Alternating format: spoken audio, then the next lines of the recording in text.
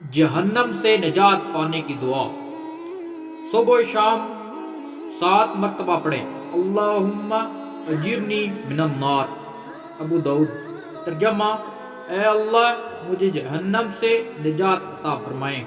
فضیلت: مسلم بن حارث تمیمی رضی اللہ عنہ فرماتے ہیں کہ رسول اللہ صلی اللہ علیہ وسلم نے ان کے ساتھ سرگوشی فرمائی اور فرمایا کہ جب تم مغرب کی نماز سے فارغ ہو جاؤ تو 7 مرتبہ یہ دعا پڑھو۔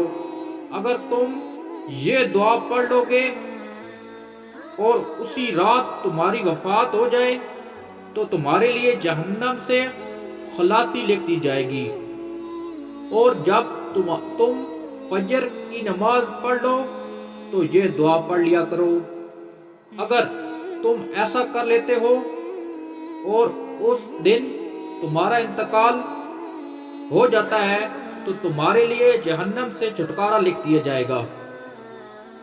صغیرہ گناہوں سے معافی کی دعا سبحان اللہ و بحمدہ۔ ترجمہ: اللہ کی ذات تمام عیوب سے پاک ہے اور تعریف اسی کے لیے ہے۔